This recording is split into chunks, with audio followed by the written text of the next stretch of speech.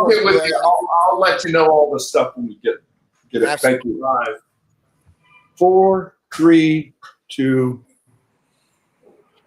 and we are live. Okay. Sure. Boom. We got rid of the clown show. Oh man, good talking to her though, for sure. Yeah, please, would you? Thank you, Jeffrey. Oh man, we in this. Big Johnny, thank you for jumping in today, Wednesday. Of course, appreciate it. Can we start out with some of the information you just gave? Was good insight. I think everybody old school, or maybe family doctors, might even, if they dabble in the peptide world, right? Do the old school stimulation to the IGF. How would you say it? Sermorelin. Yep. And there's so many better ones at this stage of the game. Yeah. So we were just talking about like growth and release hormone peptides, and the question was do sublingual sermorelin, does it work very good? Absolutely not. It doesn't work really good, right, through sublingual. But even if you inject, sorry. What is sublingual for those that don't know? So sublingual is something that you would take underneath the tongue, and it would be absorbed into the bloodstream like that. At that point, sublingual is probably the best after IV, intramuscular injection, subcutaneous injection, and then it would be like sublingual would be your next best transportation rate. And then you have transdermal and all these other ones. But at that point, like, Sermorelin was the question. Now, Sermorelin, I wouldn't even use injectable wise. It's a dinosaur. It was approved in like 1970, right? This is when I first got into, this whole industry. That was like the go-to because there was nothing else. The only other things that were out there, and they mixed it with Sermorelin, was GHRP2 and GHRP6. These were growth-releasing hormone peptides, and these worked with Sermorelin to boost your natural growth hormone levels. With those, if you took those, either one, right, that would create the MK677 hunger. Okay, so that's what a lot of people used back in the day before MK was even around. GHRP2 and 6, you don't ever see them compounded anymore. I don't know if it's just the pharmacies or I didn't look into law as far as those go because CJC 1295 and Ipamorelin came. CJC is way better than Sermorelin as far as half-life wise, works a lot better. Long extended periods of time, you can use it and still get a good effect. And then Ipamorelin replaced GHRP2 and GHRP6 to help it synergistically raise growth hormone levels. But the best thing about it is it didn't raise hunger. So majority of people could take it and not get a negative effect of getting hunger because they couldn't control their appetite or what they ate afterwards. And then you go into Hexarelin and now Tesamorelin, which Hexarelin is definitely a lot better for somebody that wants to build muscle. I would use that. And then Tesamorelin. Tesamorelin is the best GHRP that you can possibly get as far as raising growth hormone levels. And it attacks visceral belly fat. So none of the GHRPs do that. They do help you lose weight and help with the metabolism, but they're not specifically designed to attack visceral belly fat like Tesamorelin does. So if you're looking for a GHRP, a growth-releasing hormone peptide, you're looking for something that's going to work very well, then I would go down the road CJC 1295 or Hexarelin or Tesamorelin. If you want the hunger effect, MK677, or if you want another oral without the hunger, Masamorelin. Okay. Question: was the Masamorelin? Yep. Was that the one you said about muscle building? No, Hexarelin was. Hexarelin. And how does that work? So Hexarelin it works in a different mechanism as far as raising growth hormone levels, and that's literally how you start gaining lean tissue and recovery and all that good stuff. So. It ramps up very well. I mean, it's a good one for most people that we see that I got girls that would take it and be like, I'm getting too big on it. I'm like, okay, well, okay. It doesn't say exactly that's what it is, but some of these different compounds work a little bit different in ways and they get a little bit different result, I guess. So just so I understand, so you like mostly for the clientele, right? Because we're trying to talk to the masses, and the majority of the mass, especially in the United States at this stage of the game, I guess is over 50% are heavy Yep. or have fat. And Yep. so that's why you're kind of leaning towards probably testosterone because it helps with the fat. And then those people, I think you and I, especially you, because you're in such great shape, you have a huge demographic that I don't want to eliminate the health and fitness people. That the other one is muscle building and recovery. And is that a somewhat of a, if I say this correctly, a snowball effect because it's recovering in a different way to help you keep breaking down muscle, rebuild in a better quality, faster rate relative to testosterone that's focused more on the fat burning. So, so that doesn't. So that's the thing. Like testosterone doesn't just focus on fat burning. It objectively does two things, and that's what really sets it apart from like hexarelin. So at that point, like if you're able to raise growth hormone levels the best possible way naturally, revving up the pituitary, right? testosterone does that. And if you're looking for something that attacks this or belly fat, which not a lot of things do, especially, I mean, there might be one or two other drugs out there that I might know that are HIV drugs that do it, that attack visceral belly fat. Other than that, there's not too many things out there that will do it. The only other thing that I would say, you know, on the backside of things is if you really wanted the best of the best, the Titan Transformation Blend has AOD, MOTS-C, testosterone, and ipamorelin. So you're getting 4 different peptides that are going to do a lot of different things. So you're talking about raising growth hormone levels. You're talking about igniting mitochondria. You're talking about weight loss. I mean, the benefits are there like in so many different ways, and it's just one injection that you have to take. So this is something that's why we call it Titan Transformation, because you could do a Titan Transformation on just that blend alone.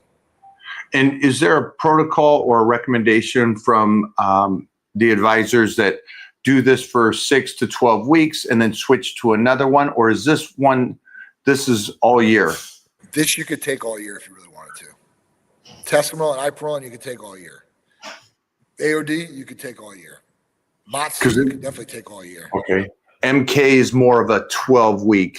Yeah, MK, you're gonna desensitize to that. It's not gonna work as good. The hunger's not gonna be there. It's just not gonna be good, right? So that's something that you're gonna have to cycle in and off of, which is fine, because you could be on this blend, the Titan Transformation Blend. You're like, all right, cool. Well, it's bulking season. Let me put on some weight here. Let me do this 3 months. Boom, we did this 3 months. All right, cool. Got a photo shoot. Let me start getting cut up a little bit.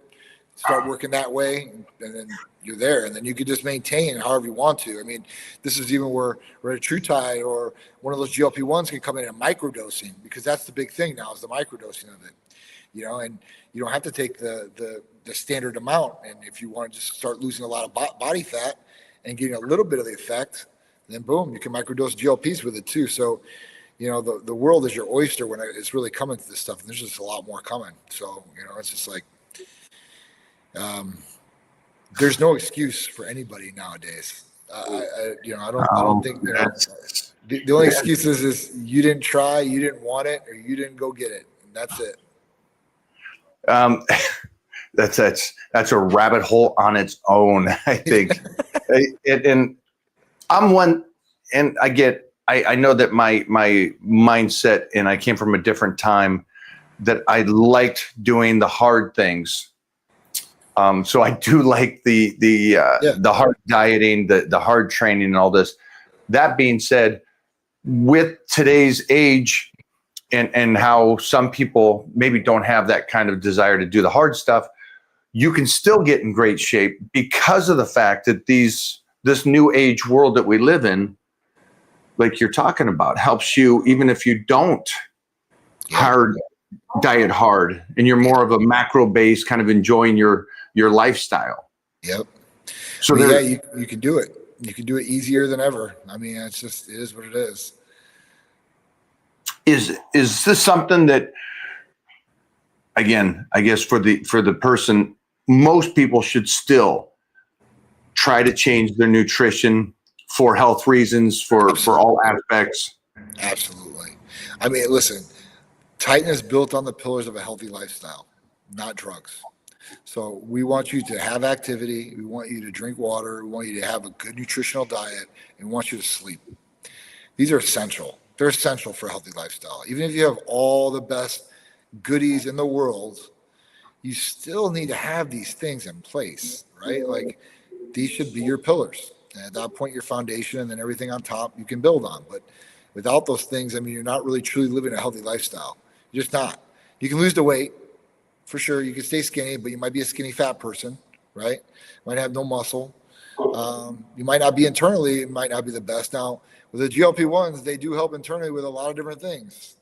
I mean, they're, from heart to kidneys, sleep apnea, like there's so many different things, insulin. So, as far as that goes, you still want to be healthy, and being healthy constitutes of your body moving, being active, and you feeding it and fueling it the right way and properly, and giving it the recharge it needs to as well. I hear, and I get asked this question, is one of the great questions that they asked today was somebody talked about that their appetite is just not there now. Well, they're doing these. And so what is your recommendation about these people that are starting this and they don't have the appetite? What is your recommendation? Prioritize what you're eating. Make sure you can try to get it down. It's hard. On some of these GLP-1s, it's hard. It does cut your appetite. That's the whole point of it, right? So how are you going to get what you need? I mean, listen, is it drinking maybe like a smoothie or getting what you need through liquid? Because, I mean, that might be an option for you. Maybe you can get that down and not have any problems. Other than that, man, you got to prioritize, certain proteins. You got to have a little bit of carbohydrates in there and definitely, some fats. But, I mean, prioritizing a meal, maybe eating a 4-ounce steak. I don't know. I'm just giving you an example of what I would eat, something like that. I would eat some chicken or something of that nature. But you're going to lose your appetite. And that's the whole thing. And when you do get hungry, you need to eat the good stuff and not waste the calories on empty calories or garbage that's not going to help you along the way. But when you're on retatrutide, you don't really lose. Now, listen, everybody I've talked to on this is what they said. They said they don't really lose their appetite. They say, though, when they go and they think they're going to eat like all this food and they order it, they eat like maybe, 5 to 10 bites and that's it. And then they can't eat anymore. So it essentially stops you. It doesn't mentally stop you, but physically it's going to stop you to do it. Question then, because I heard you say something, and from what I understand, while they do these incredible opportunities with the medication, carbohydrates, you said you should have some carbohydrates. You explain it to them better than I do, but carbohydrates now will be utilized better. That's right. While using this. And so you don't have to run away. No. And let me say this correctly. You don't have to do such a low carb diet, which I don't think people should do. No. Because they're teaching their body that not use that as energy. But by using it, you can do more carbohydrates to be a balanced meal, balanced dieting, and the medication actually helps you utilize it better. Can you explain that? Yeah, so basically, like, as far as your pancreas and insulin go, I mean, obviously the release of that, right? Carbohydrates can break down, and then you're going to start breaking down the sugars and stuff like that. Carbohydrates being utilized in the body, though, instead of your body just storing those carbohydrates, it's going to actually use it as fuel and give you energy. So by taking the GLPs, it's literally optimizing the inside of your body and how it's working. And that's technically where this all stemmed from on the original development of the drug. The original development of the drug was for a type 2 diabetes patient. Those were the people that this was supposed to go to. And at that point, it was supposed to lower hemoglobin A1C. Well, when they started using this product on a lot of the patients, what they started seeing was patients started losing weight. And then patients started becoming healthier. So at that point, they say, all right, well, dang, let's go take this and let's go get the approval. And they did. And now you've got weight loss drugs that are GLPs. And then they started seeing all these other benefits. And they're like, listen, we're going to go after these approvals too as well. But it really does come down to one main thing: overweight and obese people losing weight. Ultimately, that made them healthier. And why? Because of nutrition or diet. It wasn't because of exercise in a lot of different positions of people. I mean, I can throw Sharice underneath the bus where she lost 21 pounds in 2 months, exercised maybe once or twice in the gym. So yeah, I mean, yeah, it's a whole new world. And I know that I posted something today talking about, and is that the superstar right there? That's my friend Eric. What's up, my Hey, baby? man. Good to see you, brother. Yeah. Good to be seeing. Yeah. We're still here doing it. Hoosiers this weekend, Big Ten. We got this. The Hoosiers, old school. I like that. That's right. Yeah, I saw her at the Olympia, the missus, and she looked incredible. And energy Here now. and everything. What have you noticed? I mean, just everything. Like, you know, as She's far always as- a obviously, I love my wife. I always think my wife looks beautiful. She gained a good amount of weight. She lost that good amount of weight. I know she was feeling down about it. She wasn't as confident as she would be. So that's there. More confident. And my wife is pretty confident, as you know. You know, I feel like she's just in a better, positive mood, I guess. More energy for sure. And you're kind of like glowing as far as that goes. I mean, I know like, and now since she hit the 21 pounds, she's down. I think she's down to 118 pounds, which is awesome. And it's not just about weight. I'm like, you know, how's the look too? So she's not drooping or have Ozempic butt or anything like that, which is great.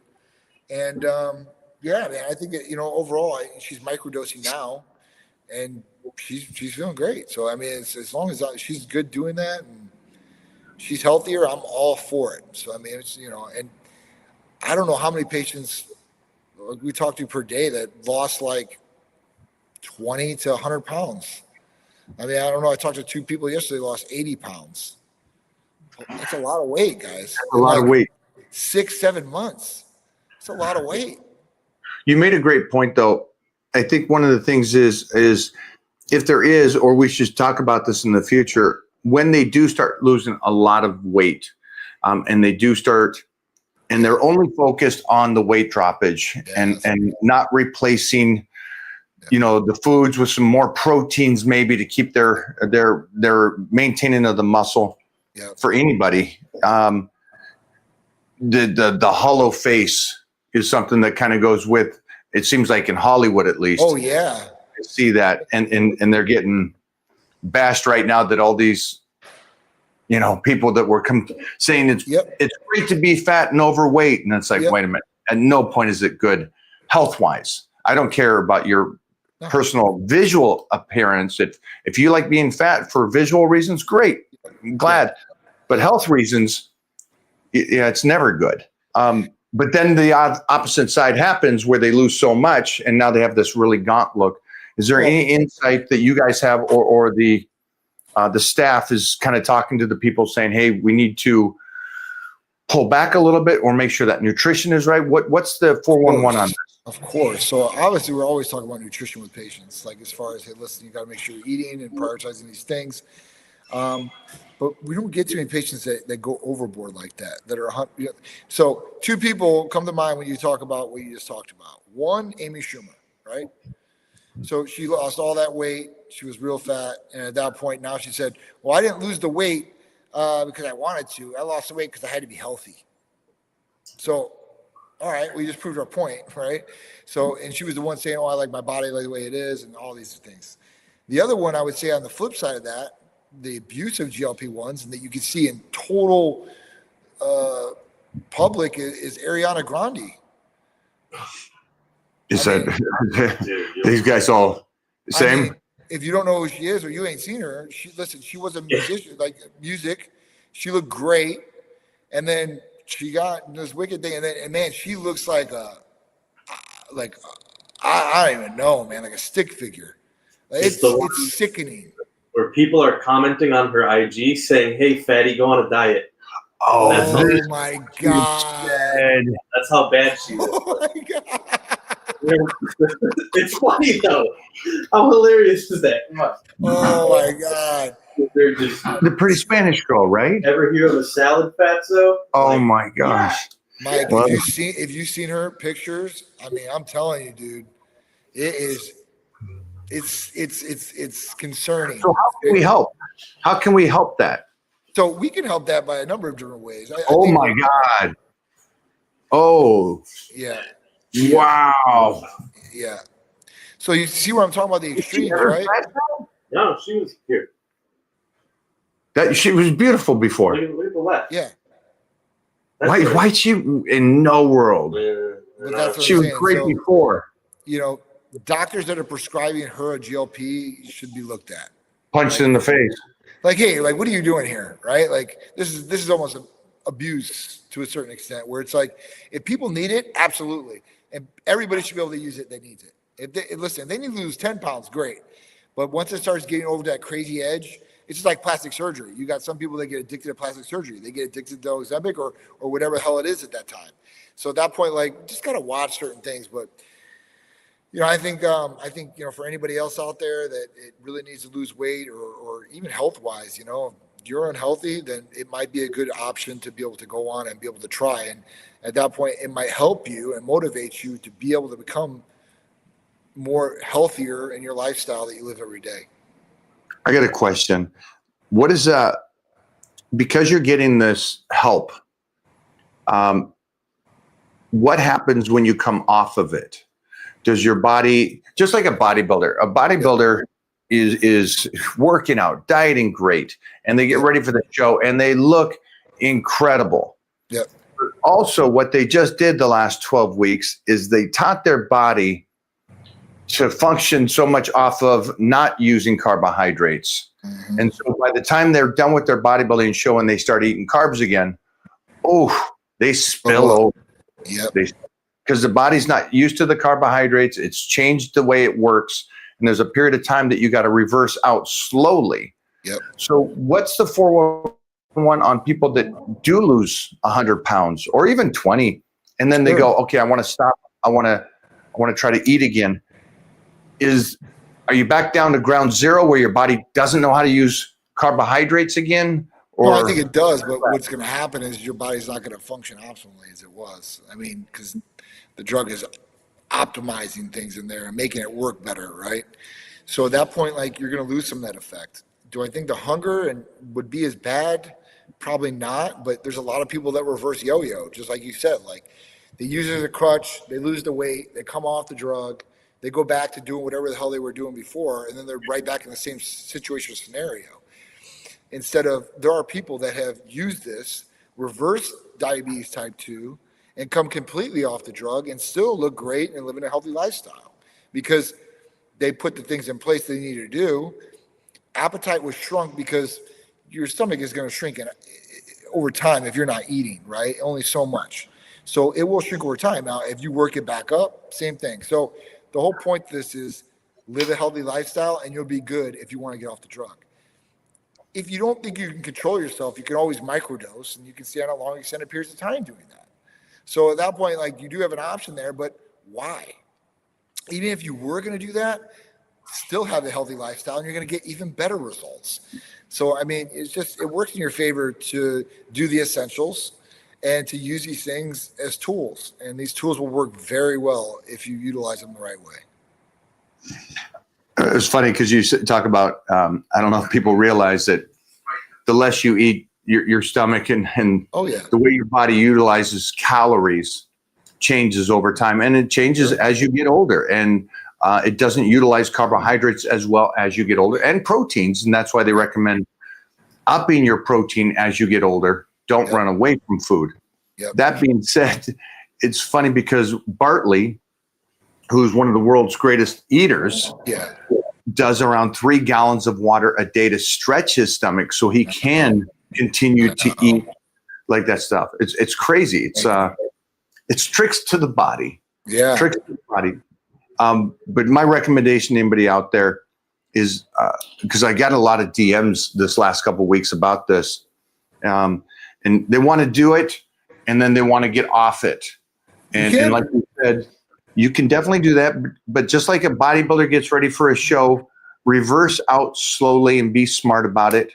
Mm-hmm. Try to change those habits, try to eat healthy, try to stay, realistic on the meal plan, and take your time slow. Or like Johnny was saying, this is something you don't technically have to come off of. You can microdose it and you can still eat a healthy diet and still live nutritional, optimal and still really gain muscle too. So it's not like you're going to be in a deficit. So At that point, you can eat good and you can literally have your body optimized when you're doing it. So I freaking really love up to that. you. I love that. Do we have any specials going on? And because I know we had the big Black Friday last week, Yeah. and it was all week. Veterans, first responders, Yeah. make sure to let Titan Medical know that you are a first responder or military for special opportunities there. But what do you got going on over at Titan Medical this week? So this week is the Titan Transformation one where we launched that. So that one is, I think we're giving like $100 off or something like that as far as the package goes. I think it's like $650, so you can probably get it for $550 or $575. What they're doing. That's our special this week. This week, that's what we're special. I've got a new one I'm working on for, and I think I sent you over the new one for next week. I think that's the one we're going to launch is SS31. So that one has already been FDA approved. So, and all what it's been FDA approved for, it improves mitochondria health from mitochondria diseases out there. So, like I'm telling you guys, like that is the epitome of. It's another big proponent of what's going on in our body, and we have to take care of. And if we take care of that, it's going to be even better for you in the long run, in a number of different ways. So but Titan Transformation are AOD, MOTS-C, ipamorelin, testosterone, all in one injection. Boom, done. You got it, and you'll get all the benefits from those things. And just one of those things would provide a great deal of benefits. So combining all four of those things, I mean, it's like after you see a fireworks show, you get the grand finale. That's the grand finale. And if you guys want, you can go back to the beginning of the show. John talked about what those four do and the incredible kick you get from those. Let's jump into some questions. Jeffrey, we got some good questions today. I was at the gym, this new gym we went to today, and must have been at least 10 guys came up to me and talking about the information that you're giving out each week. Oh, really? Here. Yeah, and they were just like, man, thank you so much. This guy lost, he said he lost 80 pounds.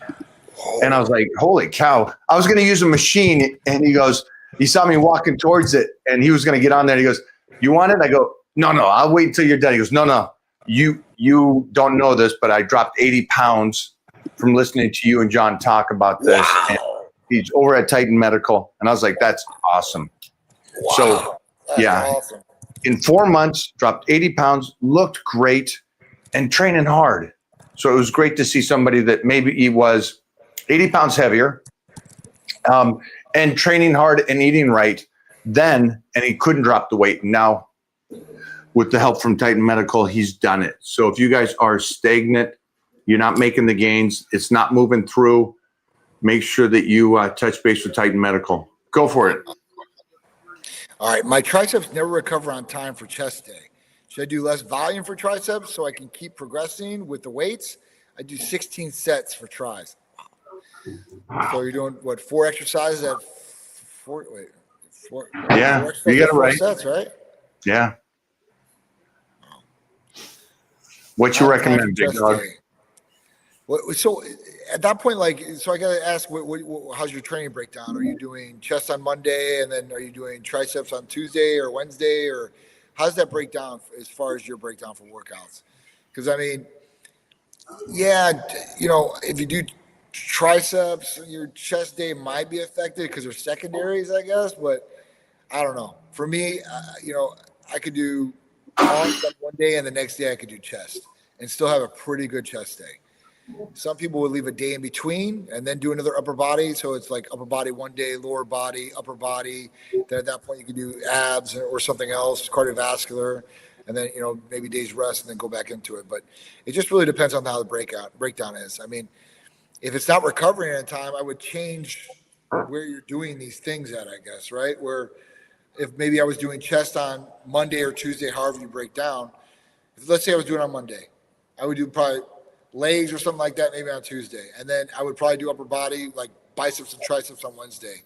And then, like I said, core, cardiovascular, some of that, and then maybe a rest day, or even a rest day and then go into the cardiovascular and core day. So what about you, Mike? What do you think? I'd probably go a little different. I would say, well, if you're training for strength, that's the way life is. And you're just going to continue to be sore and not recover between the next body parts as you're doing nervous system training or power. And as long as your weights are going up, I'm cool with that. Now, if you're trying to bodybuild and you're not recovering, well, it just doesn't make sense. You wouldn't train something until you're totally recovered. And I don't know, remember, tricep is just a secondary for chest. Right. So, you know, even though it may not be recovered, you're looking for numbers on your chest, extreme numbers again. So are you bodybuilding or are you doing power? What are you trying to do here? And then, yeah, so it's just the two aspects on what you're trying to do with your program for me. So you don't need to, we got to squat again tomorrow. My legs aren't recovered from Monday. But it's okay because we're on a power program. And so it's about pushing the limits of the nervous system. The nervous, is it okay? No, it's not. We're mental. But it's about the point is I already know I'm going to be stronger tomorrow regardless, because it's about pushing that nervous system and pounding on that for the next 8 more weeks. So that's the way the reality of it is. Now, if I'm bodybuilding and I want, you know, you're bodybuilding, you're trying to stimulate and push yourself, but it has to be recovered because it's more of a tightrope. Mm-hmm. It's a real tightrope. It's real easy to overtrain. So maybe just taking a couple extra days before you hit the next body part. But again, it's just a secondary body part, your tricep relative to your chest. Right. When you're training chest, it's just a secondary body part. And you should be focused on your chest so much, and your triceps don't play such a crazy amount of role That's right. on isolating your chest to be a bodybuilder. Yep. So I would just make sure that you're doing it right that way. Yeah. But anybody out there, metaphorically, this is a great question. If you're bodybuilding, less is more at the end of the day. And this is not just from me, but it's basically how it works. It's very easy to overtrain. And most people only do about 8 sets for triceps. So 16 sets is a lot. It's a lot. Yeah. I mean, I would do maybe 9. And if you really want to get crazy, 12. And that's doing 3 progressive, and then you're dropping down half and doing volume. And if you want to do that, but I would do probably 9. That would probably be maybe one more set to burn it out. But that's it. Go for another question. Good question, though, my friend. Yeah. Hey, Mike, would like to know your thoughts on incorporating dextrose into my diet and supplements. You can? Sure. Yeah. I love dextrose. Off season? Absolutely love dextrose off season. Yeah. Yeah, definitely. You know, if you can't get to a meal, you got your protein shake, throw a scoop of dextrose, 50 grams in there. It's great. Yeah. Or for anybody out there that's bulking, and you just want to get some extra carbohydrates in there, real simple, just like a protein drink, right?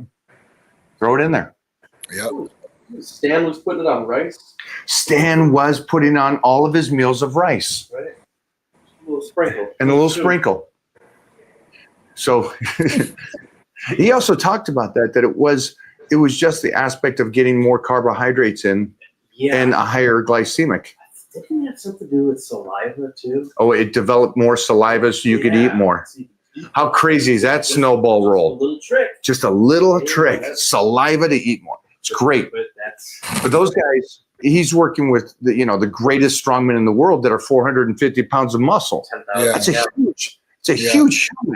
Yeah. Imagine what they have to eat when you got Mona Marison eating 3,700 calories. Oh, wow.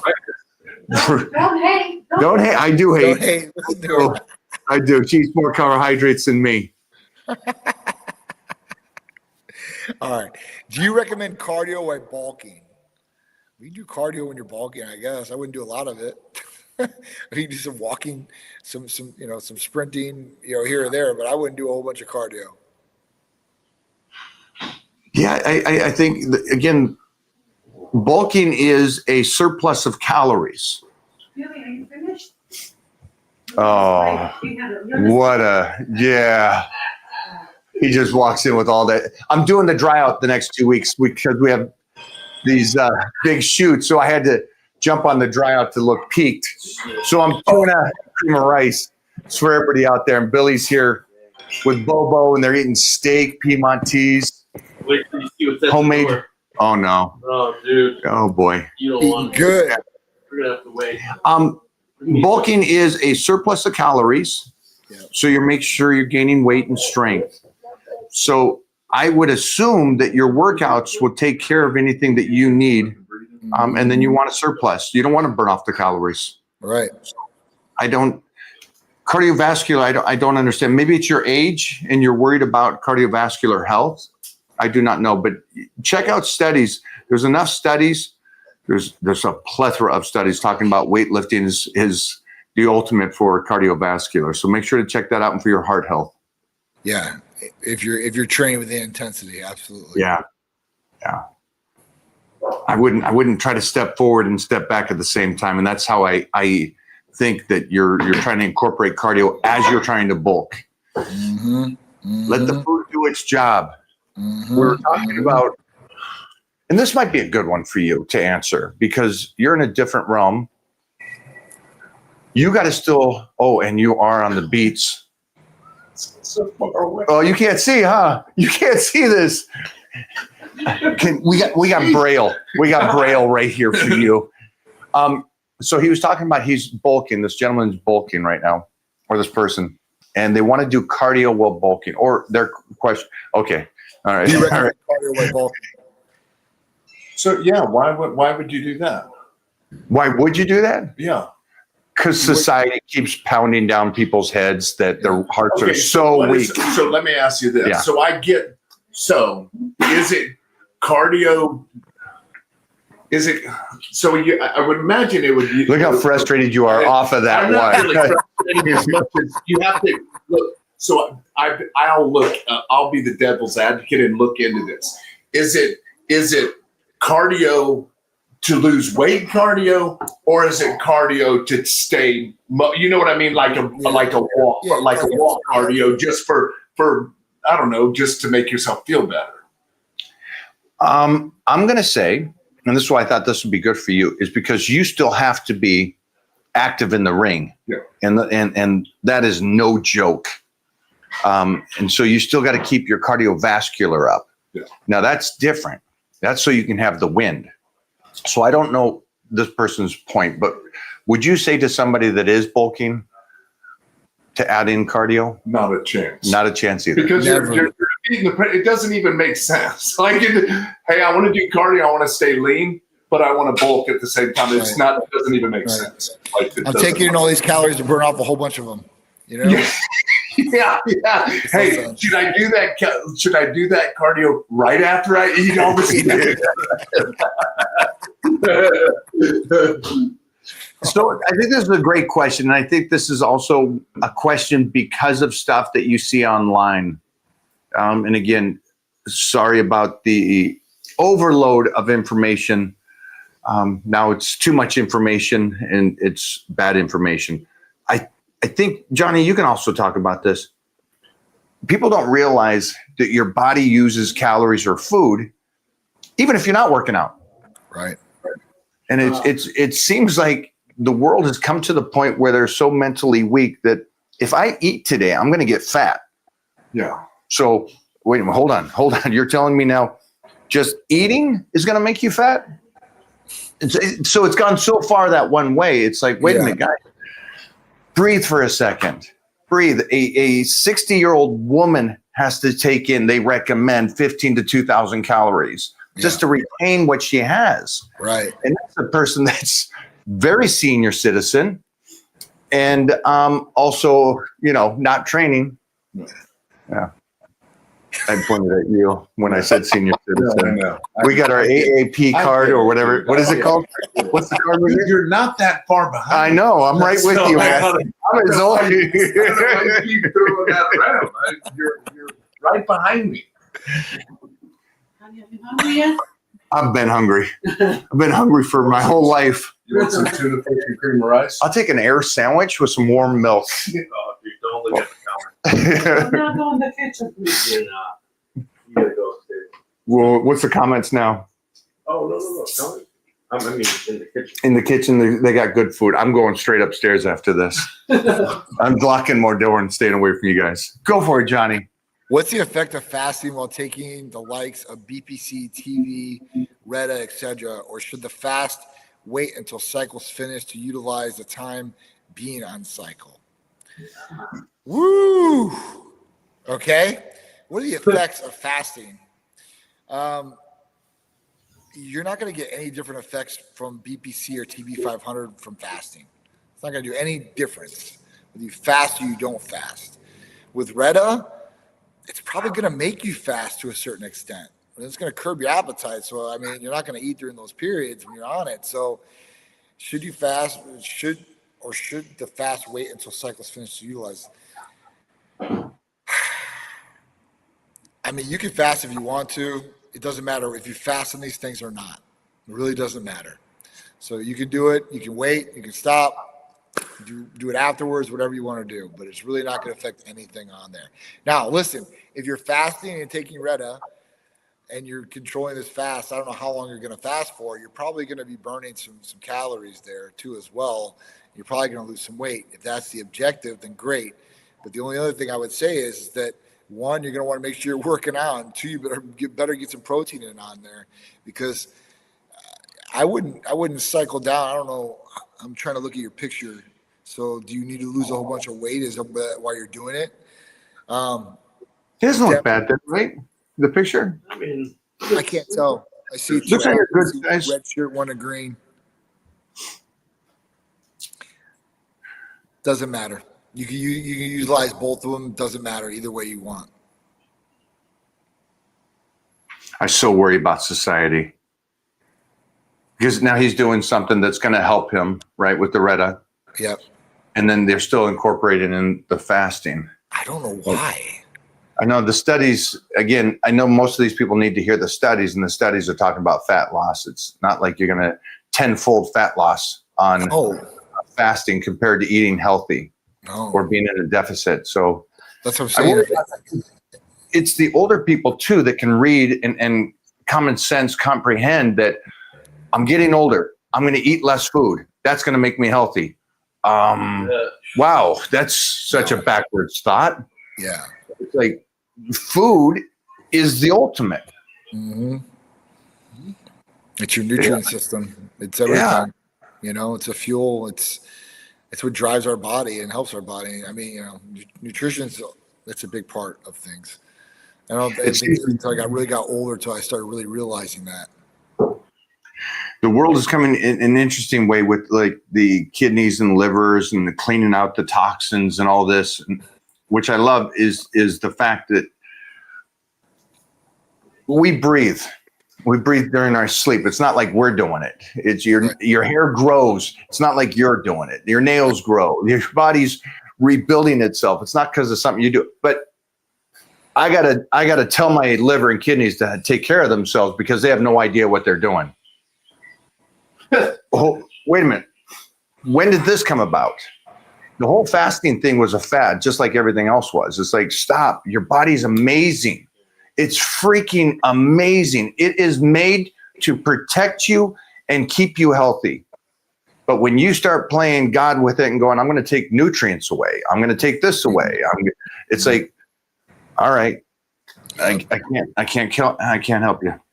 Yeah. This is a good one. It says, Mike, how do you deal with injuries, or what is your advice to push through? I'm currently dealing with golfer's elbow, and my doctor's advised to rest it 100% for 6 to 8 weeks. But I'm having an issue not doing anything upper body. Thanks in advance.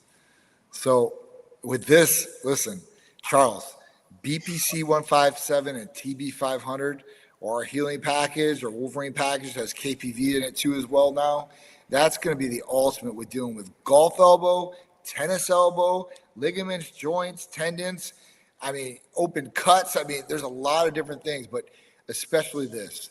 A lot of people go through this and they get tennis elbow or golf elbow, and man, it sucks in your daily routine. Even if you have golfer's elbow and you like put your arm down on your rest in the middle center console, it hurts. So at that point, like, you know, it can be debilitating, and it could definitely, regress you in a lot of your train one and daily activities. So BBC and TB500, probably like 4 to 6 weeks, it would probably be all healed. Probably in the first week or two, you're going to get some alleviation and be able to go back in there and push some blood through there, because that's what you're going to want to get. A lot of people wear a lot of braces. If you're doing braces and you're holding the brace on the whole time, it's restricting the blood flow to get to the injured area. So, if you got to use a brace and sparing time's great, but try to leave it off. You want to get blood flow through there, take the inflammation out. That's what BBC and TB500 and KPV can do too as well. I think it's a good one for you to answer because you live in the world of bumps and bruises. So not so much about the tennis elbow. How do you deal with it? Injuries. Yeah, but how do you deal with the owies and the tweaks that you've had? Is this okay, Jeffrey? Yeah. So how have you dealt with? I don't ever stop my training. I train like you have to train a little smarter. I think that was one of the first things that me and you did when I couldn't incline bench at all because it murdered my shoulders. But the thing is here's an idea. Let's not put 225 on there. Let's start with the bar. Right. I think working through injuries is just working out smarter. You can still get to, there's a million exercise per whatever muscle you wanted to do. So if the one that's going straight up and down is hurting, let's put it at a little bit of an angle to take some of the pressure or whatever you're feeling. Let's take some of that away. It doesn't mean I'm going to sit, like there's no way I'm going to have something wrong with me and I'm sitting out for 6 weeks and not training. Just not. Right. That's just not built in my brain to do. But what I can do is kind of train around it until it starts feeling better that I can get back to it. I think one of the first things we talked about that is that we've both been in the trenches well over 4 decades. And I saw some pictures of him riding bulls. That's what he did going into college, riding bulls, man. That's you're getting tossed and hit and you're riding oh my God. That being said, we believe that blood flow to areas that are tweaked, injured, or anything is the greatest thing you can do for that area and movement. So I understand tennis elbow and all those kind of things are a pain in the ass, but I agree with you kind of have to keep moving and grooving and just be smart about anything like that. I don't see anybody doing 6 to 8 weeks off, 2 months. Yeah. Billy, go back home. Take 2 months off. Yeah. Don't train your shoulders. No. It's just, that's a tough one. And that might be, I would, if for the person asking this question, I would talk to a PT person, not your family doctor. Because a doctor told him, yeah. Doctors are great with that. Something hurts, stop. Yes, that's the answer. That's the answer to everything. It hurts or it's a little too rough on you. Hey, do it. Yeah. All right. Hey, thanks for that advice. I appreciate it. Yeah. So Johnny, I know that you've dealt with some shoulder stuff going on. Sure. And I still see that you push around it and you do other body parts and you're still forcing blood through the whole, like anything. Every body part has a secondary or a third body part that's still working. Of course. So what is some of the take that you've done on the training outside of maybe not hitting shoulders? I still hit shoulders, so I'm still doing light work on shoulders. There you go. He still does it. Yeah. He still does it. Got to we went with. I need a total shoulder replacement. My right shoulder, my left shoulder's almost all gone. My ace joint's gone. Everything's gone. Right. So I'm total bone on my right side. Been like that for 2 years. It's like every day when I wake up, man, it's pain. Cause I'm a side sleeper, and I have less mobility. I can barely raise my arm up. But BBC and TB500 helped me take the inflammation away, give me more mobility in the morning to start moving. So when I train, obviously I have to train a lot smarter. It's not like going underneath the bench and getting in just like what I used to do. So I train. I know the weight I can bench, comfortably by myself. I know dumbbells I can do by myself. We're not putting much strain, but I'm really concentrating on my form, and I'm not going too crazy. Like I'm going with intensity through my set. But at that point, like if I think I can get another 2 or 3, I might only get like 1 more, because I know like I'm gonna do something and I might tweak it or push a little bit in a different way where I might hurt myself, and that. The extra one, I know it goes a long way for some people, but for me, it might mean an injury. So I got to be smart about it. So that's how I do it. I mean, in every other body part, I'm fine with. So I can do legs, I can do chest, I can do pretty much everything else. But shoulders and not having my shoulders the way that I want them can affect different things too as well. So, I just trying to be smart about it, not injure myself to regress. I don't want any regression, I want progression. So if I can build a little bit more at a time, which right now I've been doing. So last 2 weeks, I've been hitting it real hard. When I went down to Cancun, I got stem cells, Billy, with Mike. I rested like a week beforehand and took like maybe like a week and a half to 2 weeks to really like let them go and do their thing. And I'm sitting there, and I'm like, man, I can't do this no more. I was like, I gotta do something. So I started getting in and doing my thing, and I'm like, oh man, like it's starting to come around, and things are starting to come back to where they need to be. And I'm in pain in my shoulders for sure. And then even when like I do like a lat pull down, it hurts in the back of my lat because it's all destroyed back there and the way that it goes. So I'm just pulling through it. And it is what it is. I'm just going to pull through it and just, and try to get that muscle activated and get the blood flow through there as much as possible. Yeah. I think this is an easy answer for you, Johnny. What brand BBC is recommended? Kite Medical Center. Call or text 727-389-3220. That's the best brand, guaranteed. And like I said, we have different blends that have BBC, TB 500, and KPV all in one injection. It should help with the healing time, better results. So that's what I would ask if you call or text. Question: are there peptides for labrum tears on the shoulders? So we were talking about some of these before, BPC, TB 500, and then incorporating like a growth hormone releasing hormone peptide, right, to raise IGF-1 levels, or just use straight IGF-1 LR3. That would be the best thing I would do for a labrum tear. At that point, you're getting more blood flow there. You're raising growth hormone levels to help repair that area, recover in that area, and then being able to do some rehab on that area. Hopefully, that would help the tear. It just depends how big the tear is and how nasty that tear is too, as well. I mean, I got like my buddy Eric right here, Billy, right? Mm-hmm. So he works for some of the major medical device companies, and I actually like. So you want to explain kind of what it is? Yeah. So this guy is like the shoulder guru, right?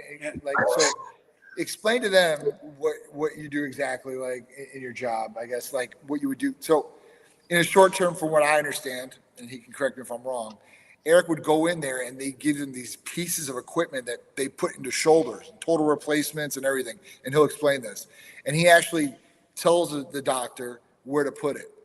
So the doctor doesn't even know. He has the pieces, and he's literally telling him, like, put it here, this goes here, and total shoulder replacements. Do you want to explain that? Yeah. So basically, we're basically surgical consultants in the OR. So we wear scrubs. We go in. We're behind the surgical field, and all the instrumentation and implants that most physicians use come from the company I represent. So we're basically the experts on the product, how it works, how the different sizes, the different cuts, the guides. So a lot of times we provide interoperative consultation where the doctor asks us a question, hey, Eric, you think I could use this stem with this, Glenosphere and that kind of thing. And you got to give them the textbook answer on the sizes and give them advice on it. And some guys, the newer guys, are like, look at it, what do I do next? And then you just got to tell them what to do next. So it's pretty wild. And, a lot of times, the reps make more than the docs too, depending on what they're using. So it's a fun job, but you have to know your shit, and you got to be buttoned up, because if you don't know, you can't tell them the wrong thing because the patient's on the table. What are the top 3 things for shoulders that they replace or repair? Yeah, so total shoulder replacement is usually they call it primary total shoulder arthroplasty. That's where the shoulder, the humeral head is arthritic changes, and there's basically no more cartilage to get the ball and socket joint. So it's just grinding. So then what they'll do is they'll cut off the humeral head. They'll put a titanium stem through the humerus, and then they put a titanium ball on there. And then your glenoid, which is your socket, they'll ream all that out and put a plastic poly in there, which acts to give it the resurfacing, and that's the total shoulder. And then the reverse total shoulder is for patients with irreparable rotator cuff syndrome, where you get kind of a hyperflexion this way, and it just kind of sublux out because there's no cuff to keep it intact. And they basically reverse the anatomy to where you have your humeral head on your glenoid, and then the cup is on the humerus. So it's reverse anatomy. And that's more invasive. And that's where it's really challenging to wipe your ass, to grab things. So all the simple basic tasks you have in life, you can't do anymore. Not fun, guys. Definitely not fun. Yeah. So Take care of those shoulders. but there's different pathologies on the issues. He's got the expert right there for sure. Hoosiers, maybe. Hoosiers. He's not you alumni, if you can't tell. What's the most important thing when it comes to the gym? Like consistency or locking in, or what is all of your motivators? What keeps you guys going in the tough times? So, oh man, this is crazy. So what's the most important thing when it comes to the gym? Being consistent, locking in, going in there and getting the job done with intensity. You know, that's the best thing. The motivator should be you. It should be wanting to better yourself, better body. This is just in my opinion. But that would be the motivator. Motivator is to overcome anything that you thought you couldn't do or somebody else thought you couldn't do. And what keeps you going through the rough times? The good times. Looking back on those memories, saying, hey, listen, this was good. I know it can be good again. I'm going to fight like hell to get back to that level. And I think like training, like we all train by ourselves every now and then, but I think like having a good training partner helps in those lack times, because I don't care what anybody says. We all have those days. We all have those days where I go, God, if I just sit myself on this couch, right? Yeah. Or, hey, I've just flown across the country. I'm not going to the gym, right? But if you have that person that you trust, that you can train with, I feel that they're huge motivators in like that's one of the, not because he's here, but one of the best things about coming out here is when we go to the gym, it's a battle, right? Yeah. It's a fun kind of one of those battles, because that's what I was telling them at home. I train with some guys, and I feel like they lack in, like they just want me to lead through the workout. Yeah. And I'm like, dude, you guys, I don't know what you need to do, but you need to figure it out, because you're killing me. You're killing me, because not only do I have to motivate myself, now I got to motivate other people. I don't want to do that. I want you to some days to motivate me. So when we go to the gym, it's on, boy. I mean, when we step in the door, buddy, it's on. Friendship is done. Yeah. But I feel that's how you make your best gains and how you do your best work in the gym. Yeah. And it's not yes, I know he's stronger than me. I just don't let him know that. So wait a minute, last 2 days you about lifted me, kid. So I feel that's a big thing too, is having a good, and I know we all can't have that, but I mean, if you can find somebody that's in that same battleground with you, that will help you through some of the tough times, or trying to motivate you. But yes, you are right. It's you that needs to motivate you. You can't depend on somebody else to do it, because they're not going to do it. No, hell no. Nobody's going to motivate you better than you can motivate yourself. And that just is what it is. People might do something that might motivate you to motivate yourself. They piss in your Cheerios. They tell you to do something, right? And that motivates the hell out of you. My dad used to do it to me all the time. Like, man, he's like, you can be a skinny pig your whole life if you don't eat and train. I'm like, okay. And like, he used to tell me that, man. And it just resonated with me. And that would be like, all right, I'm going to show you. And anybody else that could do something, I'm going to show you, watch. And that motivated me like hell. So different people get motivated by different things. But I think old school, that reverse psychology type thing, that motivates me the best, for sure. I think Billy and me agree on this. I know this is going to seem odd to the young man that's asking. He asked here, what's the most important thing about when you go to the gym? It's about nutrition. It has nothing to do with the gym before you walk into the gym. And the reason we say this is it's a cool thing, the gym is. But the gym is just a stimulant. That's all it is. Mm-hmm. You're going in there to shock the body.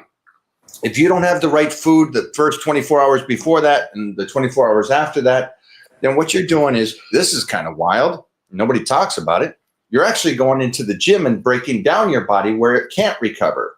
Yeah. So now you're destroying your body. Yeah. The gym isn't great if you're not smart enough to comprehend the fact that you have to recover and feed the body. And everybody just thinks, I'm just going to the gym. I'm going to do great. And that's that. I eat like shit. Yeah. Great job. Great job. You're not going to end up like this in our back nine, where we still get a tussle and do this if you're just breaking your body down. Yep. And so I got to say this again, and I'll guarantee you get the same thing. When I go to expos, and I've been doing this since the 80s, I've never had somebody come up to me and say, I'm great on my diet. I'm not that good in the gym.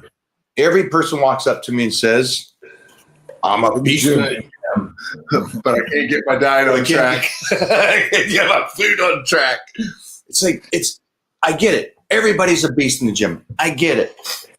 It's all about the nutrition going in and coming out, and just being understanding that it's a stimulant in the gym. Yep. Have fun with it. So I know that's probably what you were hoping to be like. What's the best thing in the gym?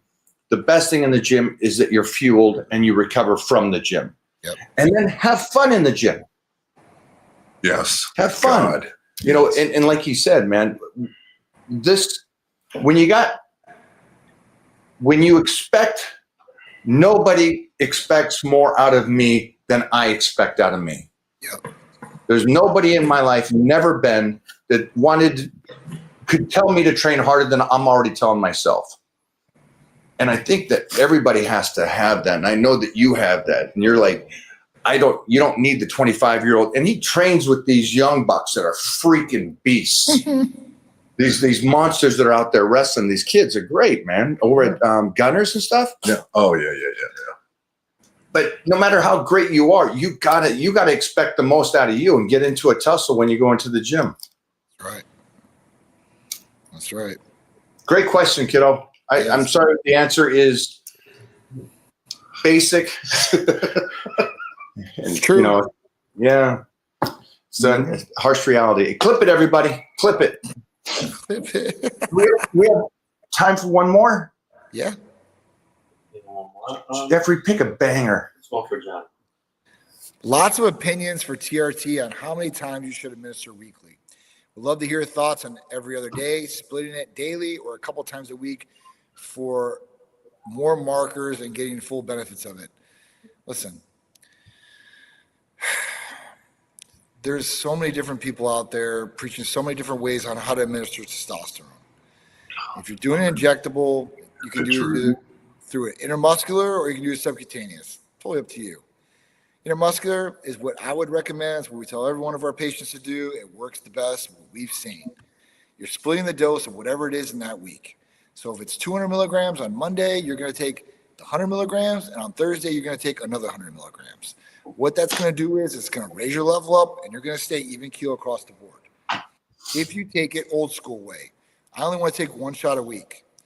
What's going to happen is your level is going to go up. You're going to dive down at the end of the week. Beginning of the week, you take your next shot, you're going back up. Doesn't sound really good, right? Subcutaneous. A lot of these guys, a lot of people pushing subcutaneous. They've been pushing this the whole time I've been open. I've always heard people ask me, can I take it subcutaneously?